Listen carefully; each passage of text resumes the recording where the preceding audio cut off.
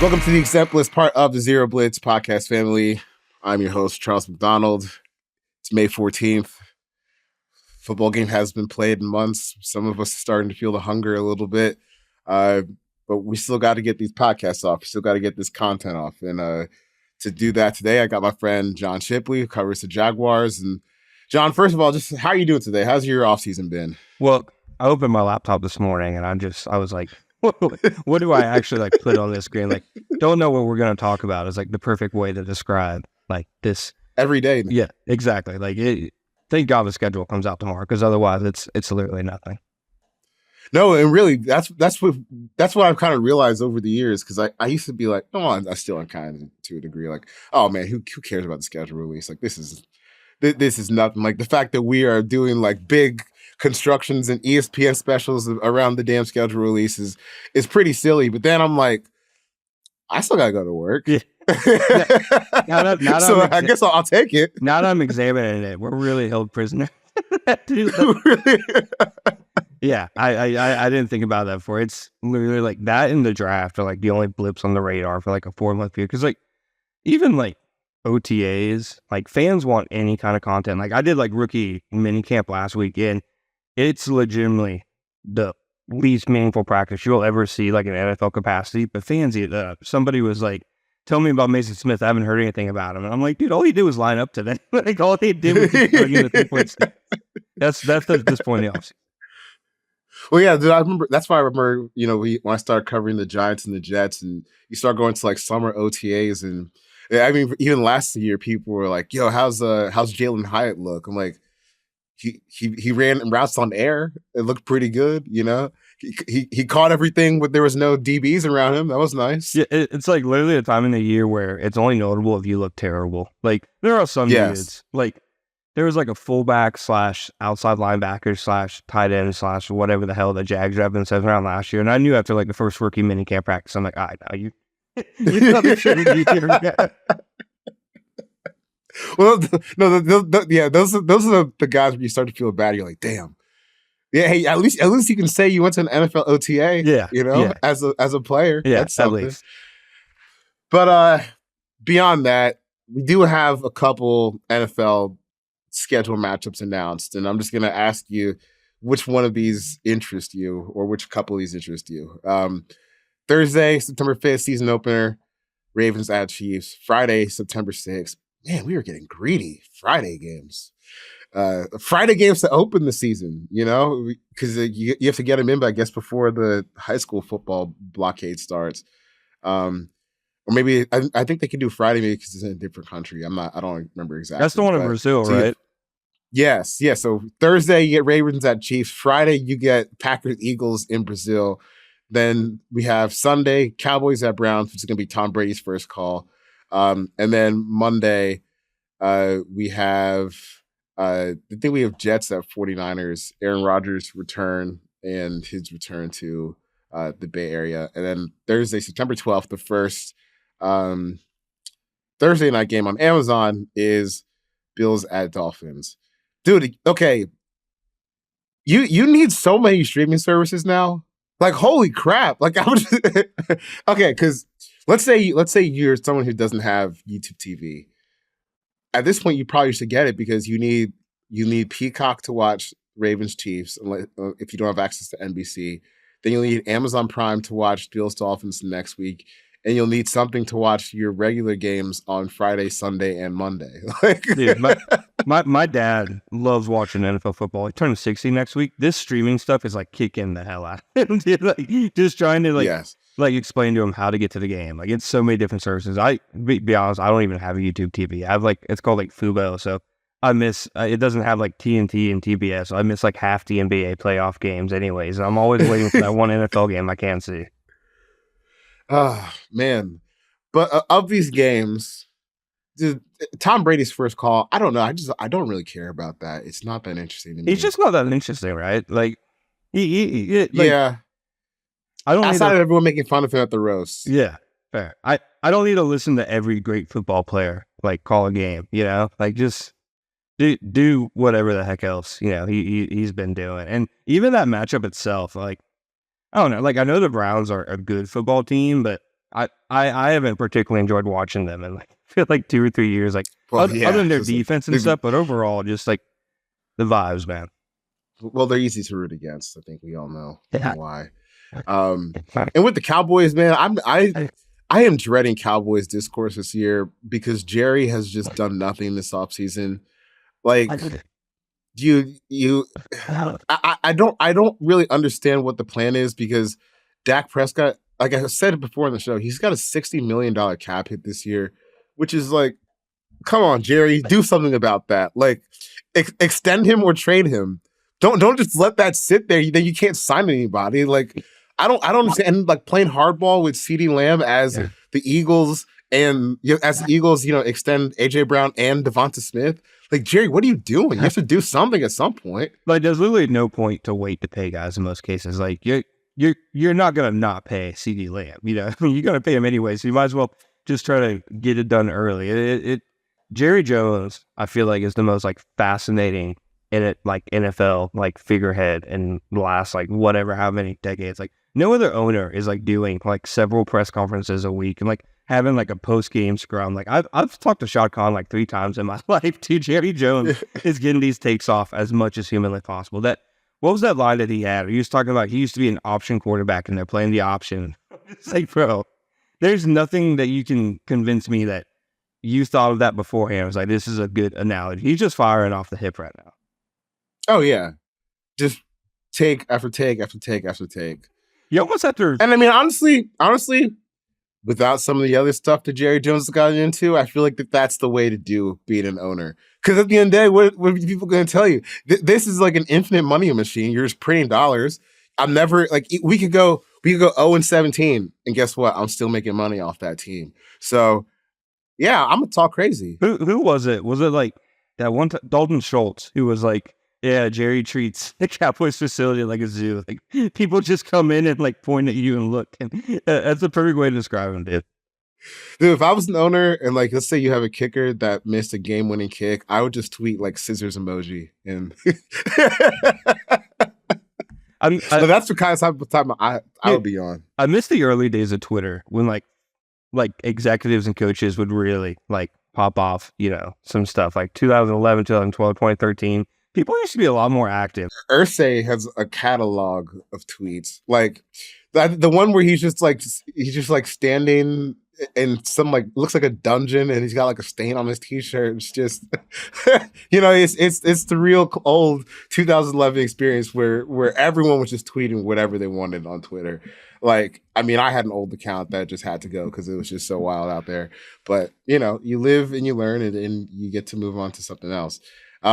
I think of these 5 games, Ravens Chiefs is probably, he was easily the most interesting because, it's fun. I was actually, I got so bored the other day that I rewatched Ravens Chiefs, like the second half. And like the Ravens, they really did have a chance to win that game.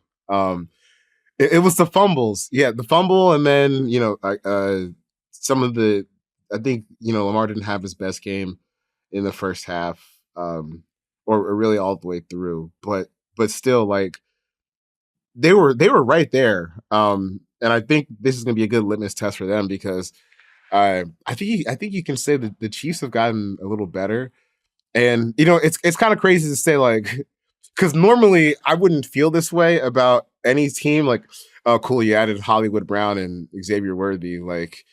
All right, we'll see what happens. But for this team and this quarterback, that's like a huge deal compared to where they were. So I think it'll be a good litmus test for the Ravens. Their new defensive coordinator, Zach Orr, who used to play for the team, Lamar, and then Pat and his new receivers on the other side. Yeah, no, for sure. Like last year's like Chiefs season, it was like the perfect like defining kind of season for their dynasty. Like that was like what, like the 4th or 5th best Patrick Mahomes like Chiefs team. And they still, basically ran through whoever they needed to get to the Super Bowl.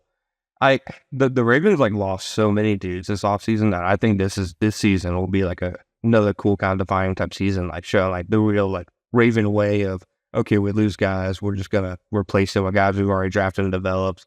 Like I want to say they lost like 6 or 7 starters. It might even be more than that, just like on both sides of the ball. I know they lost at least a couple offensive linemen, so I'm interested to see how they look. And also Derrick Henry. I mean, just getting back to pig ball, just getting back to the true running it up the gut. I'm Derrick Henry and Lamar Jackson is like something that was like a Madden like online franchise pairing for like a decade. Yes. And it's going to be cool to finally see it in person. Speaking of pig ball, quarterback that relies on some pig ball got a big time contract yesterday. Jared Goff and the Lions inked a 4-year, $213 million deal, $170 million guaranteed. Woof. The first thing I thought was, whoa, okay. If the Falcons didn't draft Michael Penix, I would have some moral high ground finally on my Kirk Cousins takes, where I would say this contract's fine. $45 million per year for Kirk. That's about what I thought Jared Goff would get. And then Goff comes up with the 53 annual, $170 million guaranteed. So like, you're committed for like 3 years on the Goff deal. He's got to be like one of the luckiest like quarterbacks of like the last like good while, right? Like landing with Chet Fisher as a rookie was like just that was he paid his dues year one. He did. Going to McVay to like this like supporting cast like that's what I think separates like the Lions from so many other offenses. It's just that offensive line. They have enough at the skill position. St. Brown's obviously one of like the best, at least probably the best slot receiver in the NFL. Sam Laporta's obviously also Jahmyr Gibbs obviously fun. So like they have a lot around him, and it just goes to show you how much like situation really matters. Because I tweeted yesterday, like in comparison to Goff getting his money, I was like, dang, Trevor Lawrence probably going to get paid for training camp. His contract's going to look probably at least similar, if not a little more. And there were a decent amount of replies what does Trevor Lawrence accomplish compared to Jared Goff in Detroit? And like Jared Goff, yeah, he's put up numbers because of that supporting cast. Like it's legitimately been good numbers, but I'm just never going to be like Jared Goff's just never going to be like one of the guys, right? Well, yeah. And I think this is what the contract blew me away was like, you're not that far off from like Lamar Jackson money, In terms of like an annual per year basis, it's like, what, 55 to 53? I don't know. I was surprised that the contract came out that high. And now, that's damn near like a market rate extension for Jared Goff. So you're gonna have to get to a point now that you've paid Penei Sewell, you've paid Amon-Ra St. Brown. Like this is the part where it gets a little difficult and where Jared kind of has to rise above things that he's been in the past, which is fine. But at the same time, like the money demands that he's gonna have to be like a real deal playmaker out there, like on the level of a Lamar Jackson or a Josh Allen or something like that. Like that's the market range now. I don't think that I've seen a lot of people say this deal will end up being a bargain. I'm not so sure about that because like I do feel that way about the top quarterbacks. Like at some point, yeah, paying Lamar Jackson $55 million a year stinks right now. But you'll probably feel okay about that in 2 years as the cap keeps going up based on the caliber of player that he is. I just don't view Jared Goff in the same breath. And I think that's fair. I feel like that's fair. No, I think it's totally fair. And I can honestly say like everybody who's ever like posted about football has like thought at least once about how cool it maybe would be to be a GM. This shows like how terrible it must be. Like Pat Holmes could do like his legacy right now is going to be paying Jared Goff, but like realistically, there's nothing dude could do about it. Like, right? What else are you gonna do? Yeah, that's the thing, and it takes you back to the Cowboys. Like, what are you gonna do, Jerry? Because if the Lions let Jared Goff walk, as much reservations as I have about giving him this contract, that's a huge loss to their football team if Jared Goff walks away, and it's something that you have to replace immediately or blow up the entire ship. So you don't really have a choice but to give him that money and to kind of keep this moving. And it's like, we look at more contract situations With Dak Prescott's coming up, Trevor Lawrence coming up. With Trevor, at least we know he's going to be a Jaguar. With Dak, you're just kind of floating in obscurity. And I would just ask Jerry, after he's looking at this line situation, be like, okay, what's plan B? Trey Lance? You gonna trade CD and Micah Parsons because you don't have a quarterback anymore? Like I don't understand what his plan is there. And it's easier just to have a quarterback always, even if it's not, one of those 3 or 4 elite guys. It's just always better to have someone out there that you can trust. I'll say it's morbid, but all the win now stuff from Jerry feels weird. I mean, like, come on, bro. You're getting the seasons are going up, man. Figure it out. Dak is like the only like young quarterback. I guess Tony Romo, but I can even remember Jerry and like the Cowboys as a whole really developing over the last like post like Aikman era, because like we're seeing how Jerry runs a team without a quarterback. Like they're probably good. Dude. And let's not. Jerry got very lucky with the quarterback situation that Tony Romo, UDFA, turns into like an elite starter. Okay, Dak Prescott. You tried to get Paxton Lynch that year, and if you remember, that was the final draft where teams could not trade their compensatory picks. So the Cowboys were locked into the 4th round compensatory pick. They had to take a player. They tried to get Paxton Lynch. They couldn't get him, and they ended up taking Dak Prescott in the 4th round. Like these are really lucky situations that Jerry has found himself, where you're finding like at worst top 10 quarterback play from a UDFA and a 4th round pick. Could take 0 credit from it. No. and because if Jerry was allowed to trade that compensatory pick in 2016, he would have used it to go get Paxton Lynch. Everyone knows that. It's like the worst kept secret about that draft class. Yeah, he's gotten lucky. So Jerry, don't push your luck again. 3 times in a row. I don't know. Like out of all the recent quarterback busts, is Paxton Lynch like the worst one? Like put out like the worst tape. Like Zach Wilson's a bigger bust because he went number 2, but is Paxton Lynch like the worst quarterback we've seen drafted? I don't know. I think he is, Bill, because the Broncos, they pulled the plug so fast. Yeah, like this dude loves gaming too much. That reminds me, like Paxton Lynch's stats are wild because you get to see how much the Broncos were just like not in on this. I don't even know if he hit 100 career passing attempts. No, he did. He had 128. He had, so his rookie season, he went 49 for 83, 59% completion, 6 yards an attempt. Then his second year, he went 30 for 45, but his adjusted yards per attempt fell all the way down to 4.4, and he was never seen from again. Like 45 passes in year 2 after being a 1st round pick. Nope. Get him out of here. Can't do it. Do it. Which honestly, with quarterbacks getting drafted so much earlier, I hope that happens more. I hope like if Bo Nix is just nothing in the middle of October next year, that Sean Payton just completely forgets that he called him Mahomes or the next Breeze or whatever. I mean, if Sean's still there, yeah. Yeah, fair point. See, that's the thing I didn't get about the Bo Nix pick, which Sean is like, yo, you're making some bets you might not be around to cash, my guy. Like, you should, if you want to go get a quarterback, you sure you don't want to just keep trading everything for Drake May, or if you're going to do the Bo Nix thing, maybe trade back a few times so you can get some more players. Like Bo Nix at 12, that's mighty bold. Yeah, like mighty bold.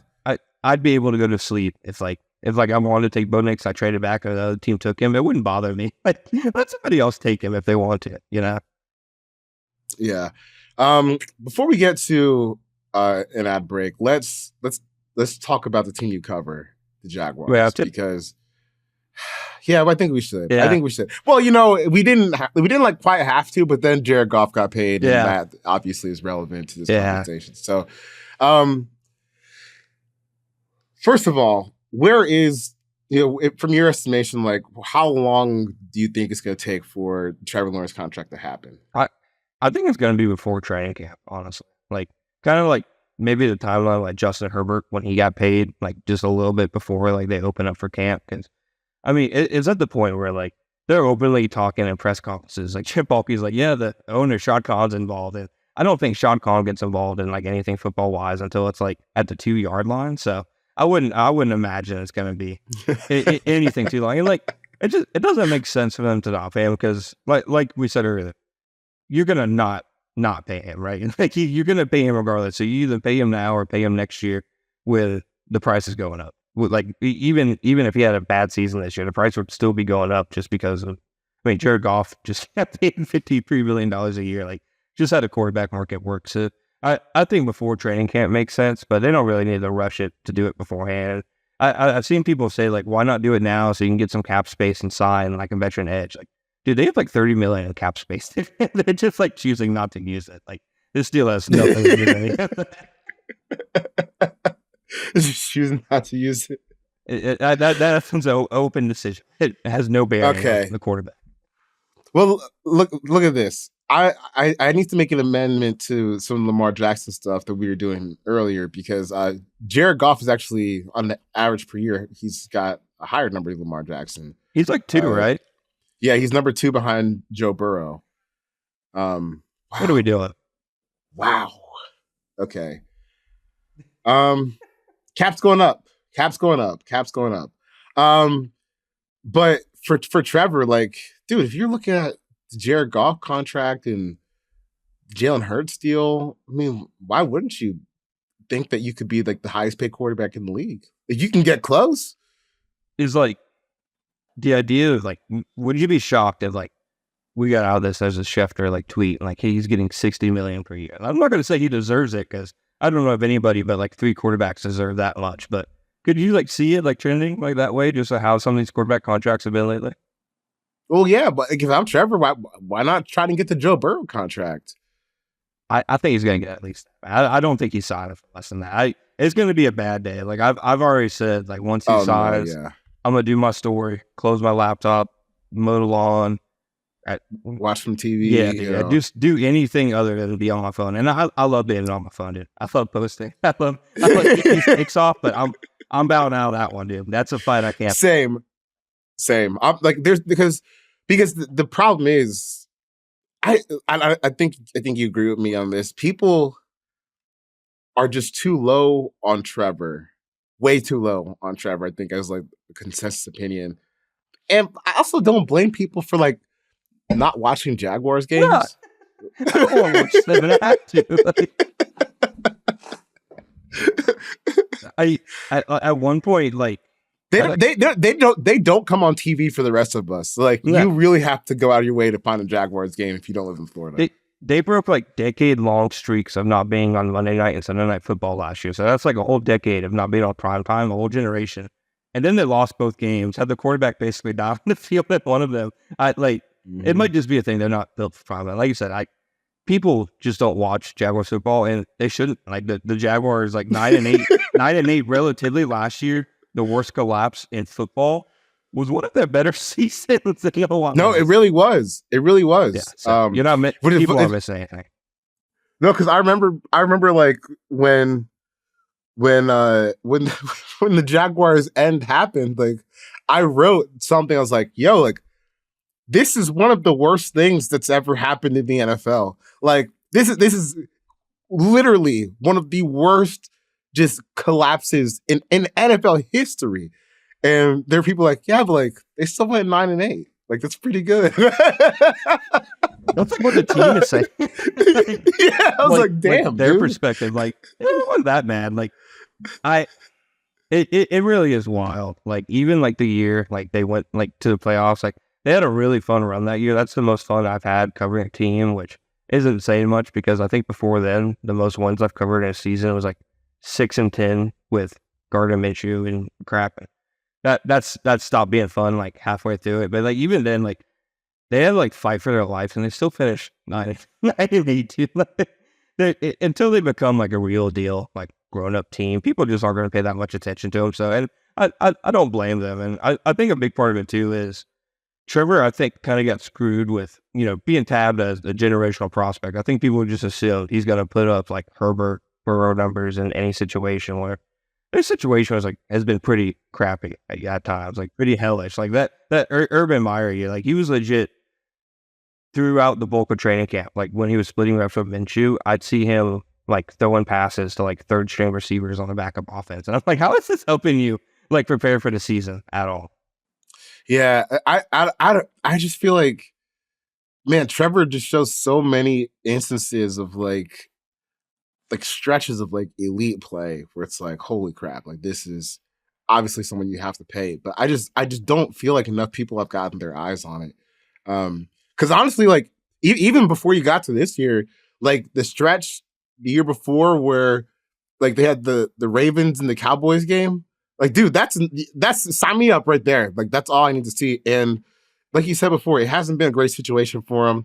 Has he been perfect? No, I don't think he would say he's been perfect, but still more than enough. You've seen more than enough to know that this is someone you need to pay, especially with the history of the Jaguars. Like I get like why the Lions signed Jared Goff, because you're the Detroit Lions. You haven't had anything. You can't just let this walk out the door.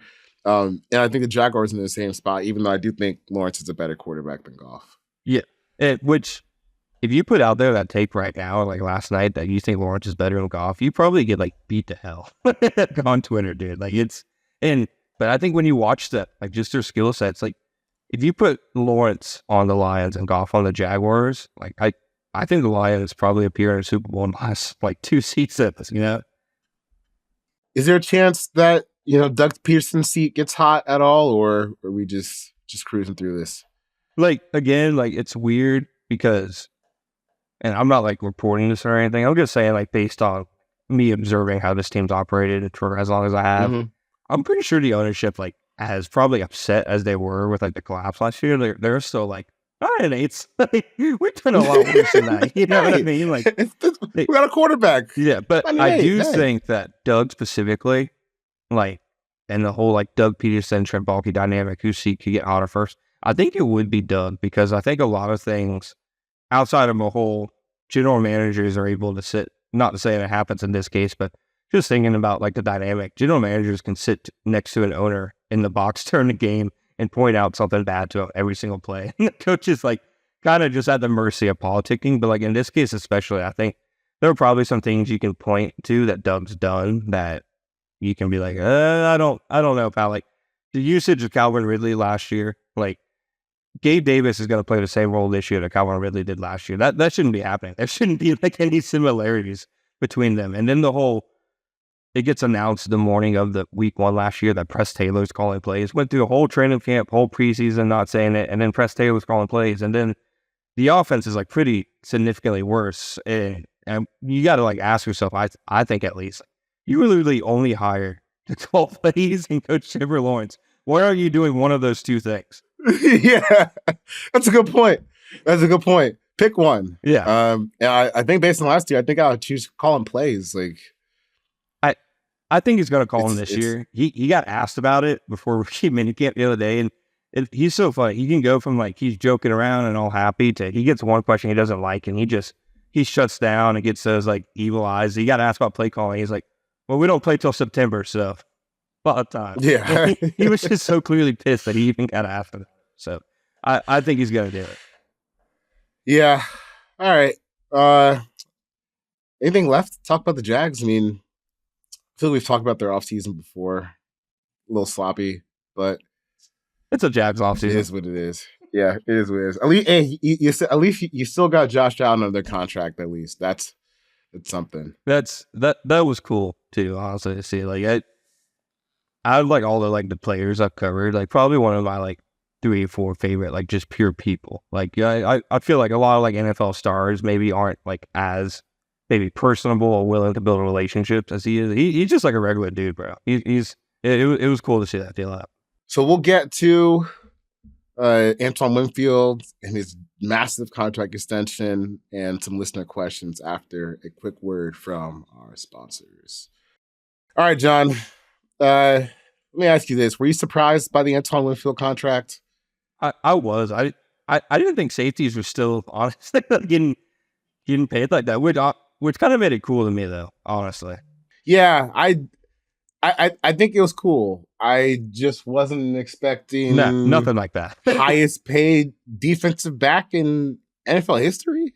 Which, like, he like definitely like good. Yeah, I'd even say like great, but like you said, it kind of goes back to the Goff thing about market setting deals. Like you said, he's getting paid like the best like ever, and that'll change like one day, but it's still today, you know. Yeah. Even I'm looking at some of these the defensive backs contracts on Spotrac by contract It's average. been kind of weird, honestly. Like not a lot of like. It is kind of weird. It's not as clean as you think. Nah. So you have Antoine Winfield at 1, Jair Alexander, Denzel Ward, Marshawn Lattimore, Humphrey, Diggs, Derwin James, L'Jarius Sneed, Jalen Johnson, and Minkah Fitzpatrick closing out the top 10. I don't really know what to make of that. It seems kind of like up and down because I'm not sure how the Packers would feel about the Jair Alexander extension right now based on how much time that he's missed over the past years or two. And even like, dude, the Derwin James contract coming at about $20 million per year. Marshawn Lattimore contract. Yeah. It really feels like until like Patrick Surtain and Sauce get paid, it's gonna look weird. And both of those deals, like they should probably will get more money than Antoine Winfield, right? Like both those will probably be record setting. Oh yeah, dude. If you're Surtain and you see, a safety getting 21 and some change, shoot, why not ask for like 25 for your $100 million cornerback? Can I say something? As cool as it is that Antoine Winfield got paid, I kind of hope he still goes a little underrated and doesn't make a Pro Bowl again next year, because watching his dad just go on full-on rants about the Pro Bowl last year, just like threatening to run up on anybody that says he's not a Pro Bowler. It was some of the best content of the year. So he got the bag. I'd like to see more Antoine Winfield Sr. posted. I got to feel positive about one Falcons thing, and I feel like Jesse Bates coming at 16 per, looking pretty good right now, especially after how he played last year. I think that's what's going to be interesting about. Like I do think that there has to be a bit of like recalibration with how we look at the these new contracts, because there was like an unprecedented boost in cap space this year. So, maybe like the Jared Goff $53 million is going to be something that's more regular in, 2 or 3 years from now. The Antoine Winfield 21 per, maybe this is just what top of the line defensive backs are just going to be getting from now on. But, I think, we had a $30 million increase. It's the biggest jump in cap space, in NFL history. So maybe we just gotta give it some time and see. But man, these deals are getting pretty big. Yeah, no, they're pretty big. They're getting wild, dude. Like 2 years ago, if you had told me either of those deals would happen, I'd like fall to the floor. Like it's definitely, I think, like you said, have to recalibrate how we kind of look at them. And man, if I'm a team, I'm selling that, dude. Like cap's going up. Don't tell me I'm overpaying anymore. You don't know what an overpay is anymore. Cap's going up. I would use that to my full advantage, because I mean, just it to me isn't even like Antoine Winfield like that much a year. Like obviously it's a big number, but for safety specifically, it's like the NFL has no idea how to make up its mind on safeties. And like, even the Bucs, I feel like they've been like paying dudes like left out, and they still have to pay worse. Like I feel like it's kind of blowing through money, dude. Well, I guess they're probably looking at the Baker deal as a bargain, because I think that was like 33 per, which was surprising to me, because if I'm Baker, I'm like, bro, Kirk got 45 and Jared got 53 and I got 33. Is Jared $20 million a year better? Is like, dude, but Baker couldn't even get the Daniel Jones contract. Like he might have to go back and talk to somebody about that. Because I feel like he's not. I'm not going to sit here and say like I'm a Baker fan, but if Daniel Jones can get 40, why are you making 33, bro? But they're definitely a worse quarterback. Speaking of a team that has worse quarterbacks, are we how we're feeling about Atlanta's ability to compete with Tampa Bay for the NFC South? Not in it, not feeling it. Dude, the vibes around the Falcons got so bad so fast. Every video I've seen since the first round of the draft of like them speaking in public, they said something worse than the last like video I watched. And dude, like I love like Raheem Morris. I thought that was a badass hire. I remember when the Jags, fired Doug Marrone and they were looking at general managers. I think Terry Fontenot, came like third or maybe even second for that job. So I looked at him, like his background a little bit. I was like, this guy seems like knows what he's doing. And then there's no way I think you can rationalize it away. You know that at some point this year, Kirk's going to miss a game and Penix is going to have to play earlier than he should, and it's probably not going to go good at all. The more you look at the offseason, they made one stride, getting Kirk. After that, they didn't do anything really. Like, you got Darnell Mooney, and then you drafted the 8th pick's not going to play. Your 2nd round pick, Rook from Clemson, he's not really ready to go either.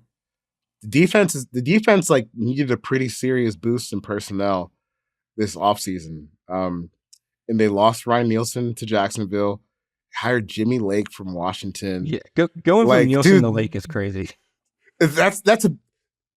Might be a pretty significant drop off, and they needed to add talent to the defense anyway, because so much of last year was like Nielsen was good, but they also played a ton of terrible offenses that were where they were able to pummel up on them and perform well in that manner. But I just don't think that I don't think that they can do it. Maybe this is just me being too pessimistic on what they did this offseason, but after the Penix pick, I just don't really know how they can do this. If they had drafted like a cornerback or a pass rusher with the 8th pick, or even like Roman Dunze, I'd be like saying like they're probably like one of the like 4 or 5 best teams in the NFC. Like that pickup alone has just killed like so much of the optimism. Like, and even if it works out, if Kirk is gone in 2 or 3 years and you put Penix in, he looks all right. Like,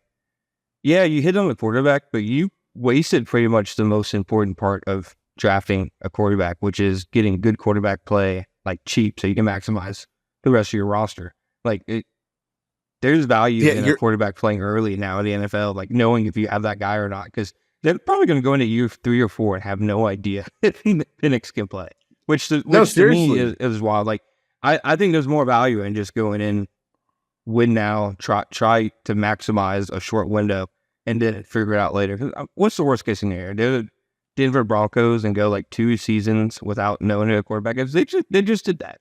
Like, it's not the worst thing. Like, there are other avenues to finding a quarterback than what they did. And honestly, like, the more I think about it, the less I care about the age itself with Penix. It's more just like, I mean, because Matt Ryan, he was a 24-year-old quarterback, but he did play. But if we're talking about Penix being like, he's starting his first season at age like 26 or 27, whatever. I don't know. It's not ideal, but it's not the end of the world. It's just more like, we've never really seen a 6-year college starter. He started 6 seasons. It didn't worry anybody that like his receivers and offensive linemen were like going like the top 75.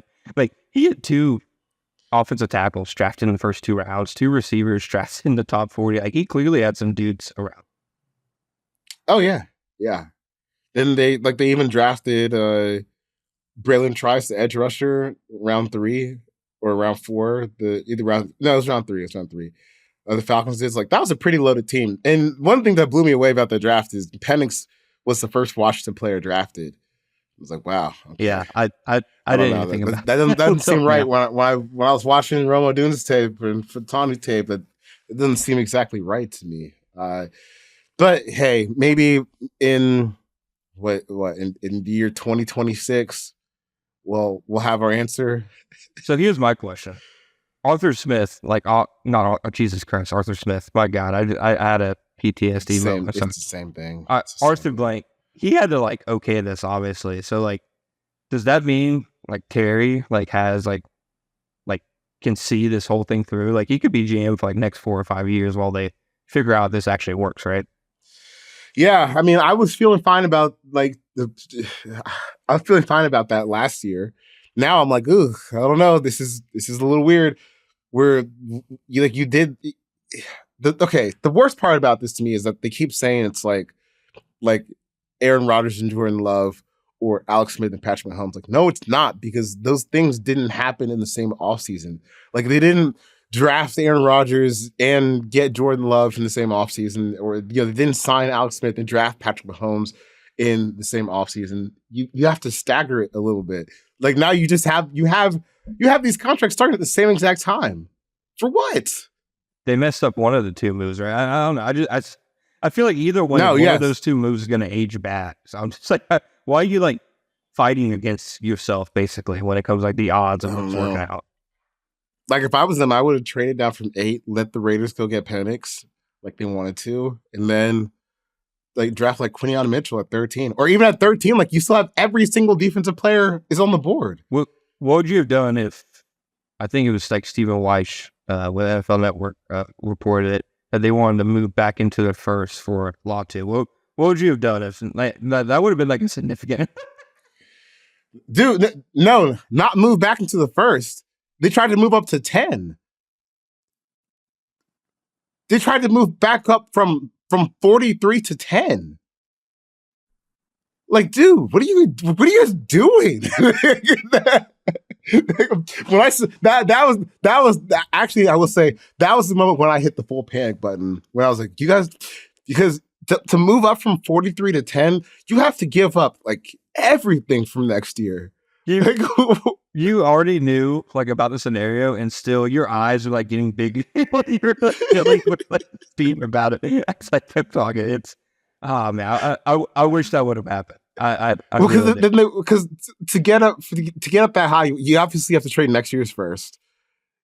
You might have to trade 3 firsts. Yeah, or at least 2 more. Especially like to the like Jets specifically, pick at 10. Like they especially want somebody like, I know Fashad, might not play like early on, but they're not going to be like, yeah, we're okay with our first pick being in the second round. Like, no, they're trying to get something around Aaron Rodgers. Right.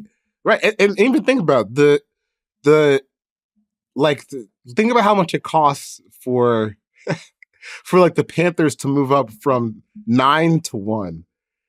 You want to move from 43 to 10 to pick Latu? Like, we have lost the plot. We have really lost the plot here. And like, so I'm glad they didn't do that. I'm really glad they didn't. And like, Latu's cool and all, but he's not like a sell the farm like to take him kind of guy, right? Yeah, it feels like Von Miller. Okay, I get it. I get that. But no, Terry, stop.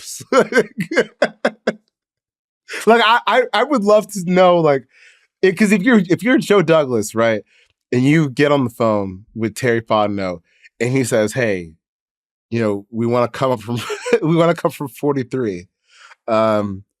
We'll throw you a 25 and a 26 first and a 25 second." You have to consider it. No, 100%.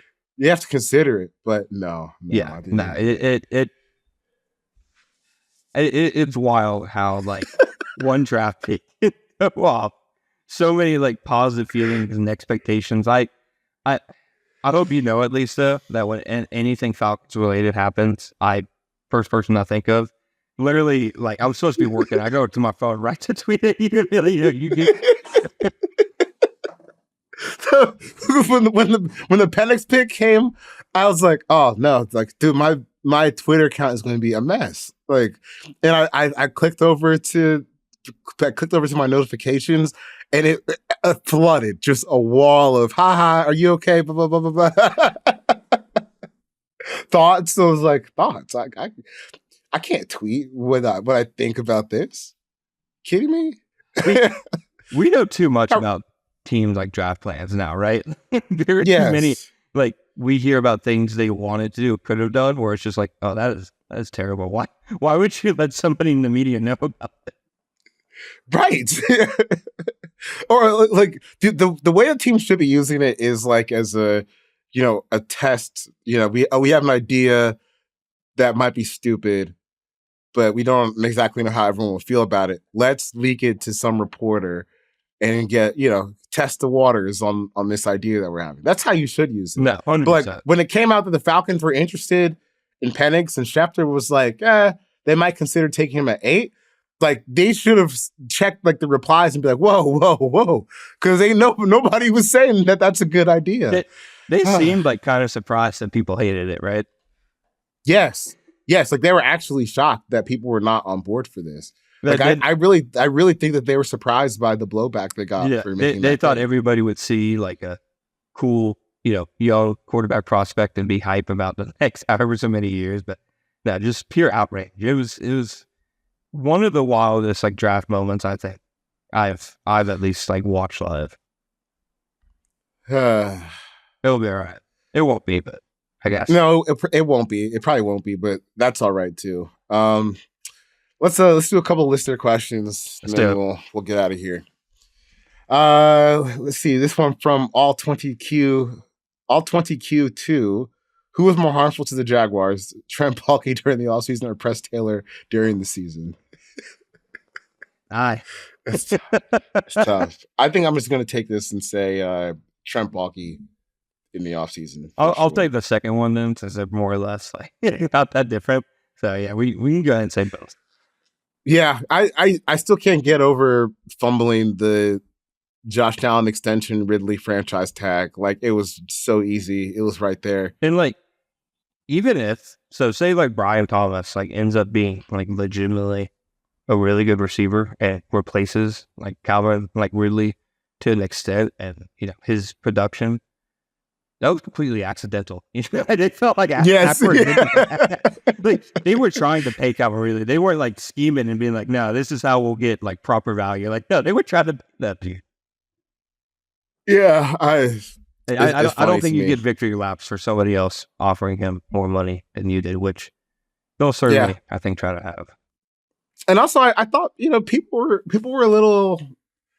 I thought people were a little weird in how they treated the Titans for that contract. I'm like, bro, do you know how much money the Titans have? Like, they literally have to spend this on someone. What's the point of walking into the season with like $150 million in cap space? I think Ridley's super underrated at this point too. So it goes back to he played for the Jaguars last year, so nobody's really watched him play for like 2.5 years. Like, nobody was watching him, last year. They just saw his final numbers weren't as high as maybe people thought they'd be. I really think like he legit just needed to knock some rust off last year, get back into like the NFL routine every single day, which he more or less said at the end of the year. And I thought he was going to blow up this year, regardless of where he's at. Like, I think he's going to have a good year, like regardless of Will Levis. I think it's going to be a good year for him. And I do. You have to appreciate the Titans at least like trying to give Levis. Like, they're going to figure it out if he sucks or not. I think he probably sucks, but. But hey, he had to play. You can move on after the season and say you tried. Maybe this is a hot take with the Penix part, but I do think we see all 6 start games at some point. I think so too. Mostly because these teams lie about drafting quarterbacks and sitting them. Like, it so rarely happens that they actually do it. They're not going to start Sam Darnold over like JJ McCarthy. Give real. For what?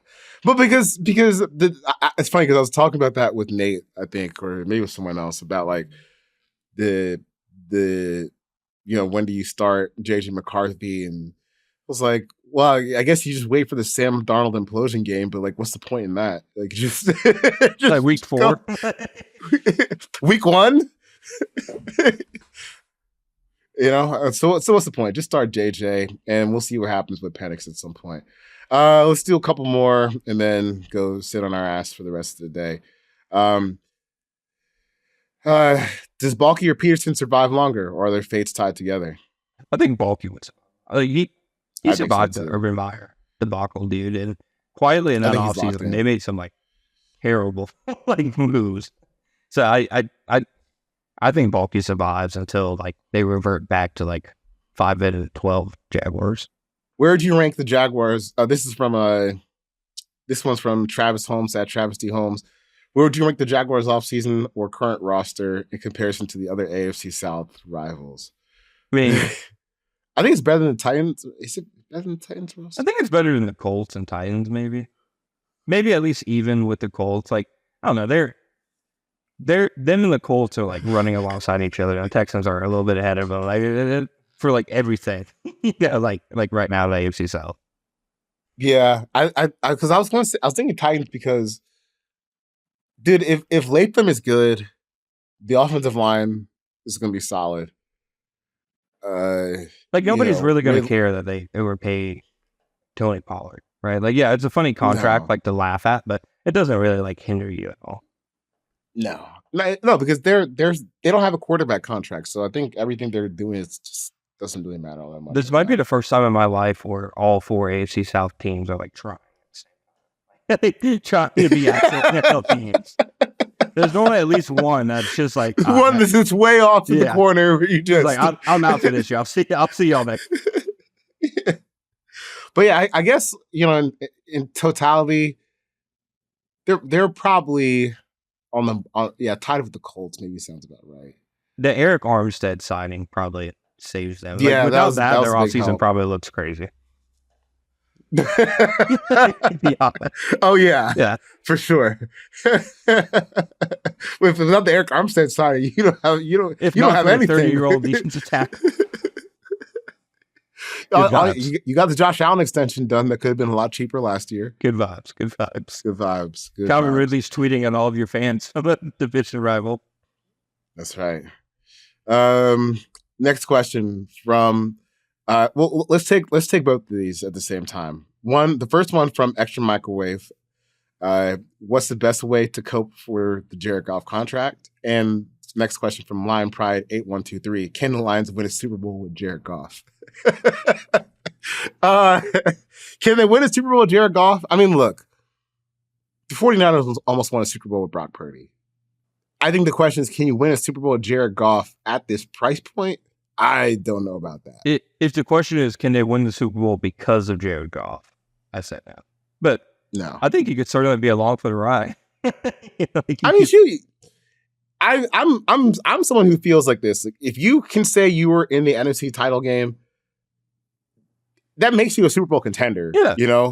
You're one game away. So you're a bona fide Super Bowl contender. It's not like the NFC has like a Patrick Mahomes at the end of the line either. Like if you're a good team in the NFC, you have a legit shot. Like, yeah, the Eagles, 49ers, whatever, are good teams, but there's no dude like basically blocking the entire conference out like there is in AFC. But then again, can they win a Super Bowl? I mean, you probably have to beat Patrick Mahomes. And a few guys have come close, but other than Tom Brady and a randomly really good Tampa Bay defense, it just hasn't happened. Yeah. Oh, the Bengalorian's going to come get you. No, that doesn't count. That doesn't. I blocked that out completely. I really did block out that Bengals run. Like, I never think about it for some reason. No. Like, when I think about the Rams winning the Super Bowl, it's just like they just won the game against, some team that may or may not have been on the field. That wasn't a good Super Bowl either. No, it wasn't a great game, but you got a great final moment where Aaron Donald just went sicko mode at the end and closed it out. So it was like that was like peak where the NFL will get you, where it's not a good game, but a bad game becomes a good game because it's close at the end. And that's a good point. That's the magic elixir of the NFL. You will sit through, 2 hours and 45 minutes of pure slop for a fire 15 minutes at the end. And that's where so many games exist nowadays. On a scale of 1 to burning the whole thing down, how bad will NFL Twitter be when Trevor gets the bag? Dude, I think it's going to be one of the worst days. It's going to... That and Tua are both going to be like just complete disaster days, dude. I truly can't think of anything I'd least want to do than participate in any of that discourse. And it's like even part of my job participating in that discourse. And I'm still like waving the white flag and being like, no, you guys handle that one. It's going to be bad, dude. It's going to be brutal. So I'll go whatever the worst end of that scale was. I'll go that one. I don't want to take part in that stuff, man. It's not fun anymore. It's really not fun anymore. Like, as far as I know that this is probably anecdotal because look, I know I used to be a total loon jackass on Twitter, But I just feel like it's just gotten so hateful. I'm just like, man, like you people are really, really upset about like it's one thing like getting freezing cold takes, like that's fake. It doesn't matter. But like it's nothing where people like for real get mad about like some opinion you had about football. You can post anything and somebody is guaranteed to be like Jags Ravens last year. I remember like driving into like the stadium. I saw like two Ravens fans, like different ends of the streets, and they start like making bird noises to each other, like cawing and stuff, like freaking Ravens. And I tweeted it. I was like, grown men are talking to each other like birds in the Ravens game, whatever. And somebody tweeted at him and they're like, why are you always talking down on the Jaguars and like stuff like that? And he started like going crazy in my mentions, talking wild. I'm like, bro, I was talking about two grown men making animal sounds to each other. This had nothing to do with anything, dude. So there was one time a few years ago where I just tweeted one night. I was listening to like some old Currency tape, and I would just tweet out a link. I was like, "Oh man, the Currency is one of my favorites." And some guy just started popping off on me. He was like, "You guys are in a cult for Currency. You know, you guys are just a bunch of weed smoking losers." I'm like, "Whoa." All I did was say I like the song. He's one of my favorite rappers. On the first day of the draft this year, I'm like driving to pick up like dinner at like 3:00 or whatever, and on shuffle, Break the Bank by Schoolboy Q comes out. I was in like high school, like my senior year when that album came out. So it's like super nostalgic for me. Hadn't heard it in forever. Just spurred the moment. I put it on Twitter, like, you know, like, hey, listen to this song, whatever. I checked my Twitter 3 minutes later, and at least 20 replies like, is this about Trevor Lawrence or the Jaguars trading up and stuff? I'm like, be a person, man. Like, live a life. No, you're just a vessel for information about my favorite team and nothing else. All right, I'm about done with this. You want to let people know where they can find you, what you're working on, anything cool? Yeah, no, you can find me at _John_Shipley. I'm aware there's far too many underscores in there, but it's like an 80-year-old dude in Minnesota who writes about sports named John Shipley. So until I can force him out, stuck with the 2 underscores. SI.com. Give it some time. Yeah. SI.com/NFL/Jaguars. You can find all my work. I put up profile yesterday, an interesting undrafted free agent receiver, kind of his journey, Joshua Cephas. Just kind of working on, you know, small stuff about the roster and stuff until stuff really gets cranking. Because honestly, at this time of the year, other than like observations from like OTAs, and the observations are like the sun was out today and I think they drank like blue Gatorade. That's about the farthest extent as you get to it. There's nothing else to really talk about until like training camp starts. Then you can get into nitty gritty. All right, so that's going to do it for this episode of the Exempt List. I'm about to say what I've coming up, but I think it's just like schedule stuff. So, you know, if you want to see some rookie wideouts, some matchups that you can look forward to on the upcoming NFL schedule, just check out everything we're doing later in the week. Got a summer schedule change. Zero Blitz with Jason Fitz and Frank Schwab will be next up on Thursday. I'm Charles McDonald. You can find me on Twitter at 4verts. John is on Twitter at _John_Shipley. Thanks to Joe DeLeon for helping us out behind the glass, and we will see you next Tuesday.